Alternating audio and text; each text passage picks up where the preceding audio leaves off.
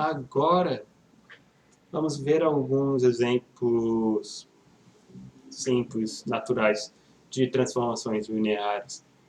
Nós já vimos que a operação de multiplicar por um vetor fixo, por um escalar fixo, desculpa, ela é linear. Então, em geral, multiplicar por algo fixo define uma função linear, certo? Desde que as operações envolvidas sejam boas o suficiente. Será que dá de fazer algo parecido com o produto de matrizes? A resposta é sim. Se nós fixamos uma matriz A de uma certa ordem, M por N, por exemplo, nós podemos multiplicar essa matriz por outras matrizes à sua direita, desde que elas tenham ordem apropriada, certo? Então, se P é um número natural, nós consideramos matriz de ordem N por P, de modo que elas podem ser multiplicadas por A. Então, isso permite definir uma transformação, uma função, que eu estou denotando por LA, que pega uma matriz de ordem N por P e multiplica à esquerda pela nossa matriz A, que é fixa. E a afirmação é que essa função aqui, ela é linear. E para mostrar isso, a gente pode utilizar o teoreminha.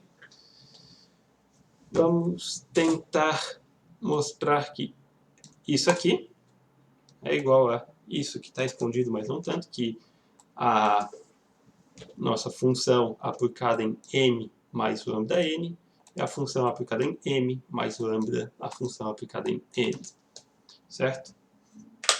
E para isso a gente simplesmente utiliza propriedades de produto matricial que nós conhecemos. Aqui é a definição da função LA, a produto de matrizes é distributivo.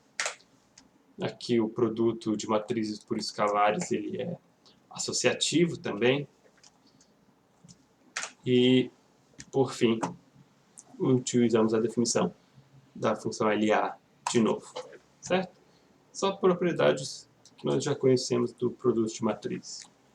O que mostra que essa expressão é sempre igual a essa para quaisquer matrizes M e N, de ordem apropriada, no caso N por P, e para qualquer escalar lambda, portanto, essa função ela é uma transformação linear. Tem um caso particular que é de bastante interesse para P igual a 1, se o nosso natural que a gente fixa é igual a 1.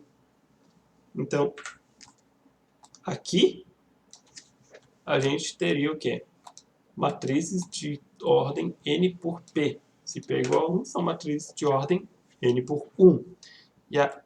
E o contradomínio, nesse caso, multiplicando uma matriz de ordem M por N por uma matriz de ordem N por 1, nós obteríamos matrizes de ordem M por 1. Certo? Mas essas matrizes são matrizes coluna. São essencialmente vetores de Rn, ou até são vetores de Rn representados como matrizes coluna. E aqui a gente tem vetores de Rm representados como matrizes coluna.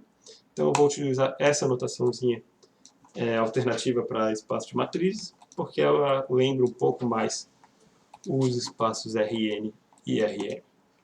Então ela é a seguinte transformação, dada a matriz A, é uma transformação de Rn para Rm, que multiplica um vetor de Rn, representado como uma coluna, à esquerda pela nossa matriz A. E como a gente já viu no slide anterior, até mais geralmente no slide anterior, essa função ela é linear. Então, olha só.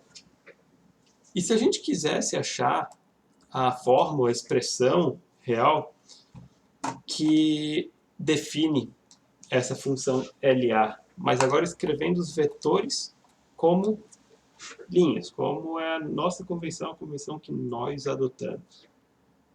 Como que se faz isso? Pela definição, a função LA é dada do seguinte jeito. Dado um vetor de Rn, escreve ele como uma coluna, multiplica a esquerda por A. Então, se a nossa matriz A ela tem certas entradas, vamos aplicar essa definição. Dado um vetor de Rn, escreve ele como uma coluna, multiplica a esquerda por A. Agora, definição de produto de matriz por um vetor, coluna, nos dá isso aqui, né?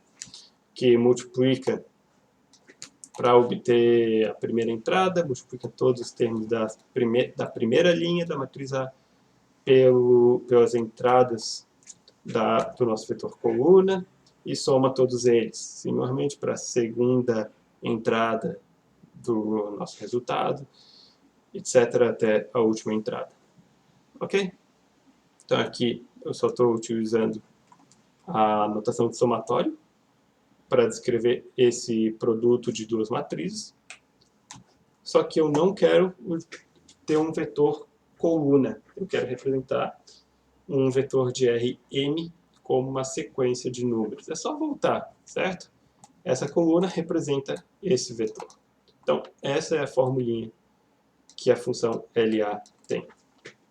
Simplesmente, a primeira entrada da imagem é dada multiplicando os elementos da primeira linha da nossa matriz pelas entradas do vetor, do argumento, e somando tudo. A segunda entrada é obtida multiplicando as entradas da segunda linha da nossa matriz pelas entradas correspondentes do argumento e somando tudo.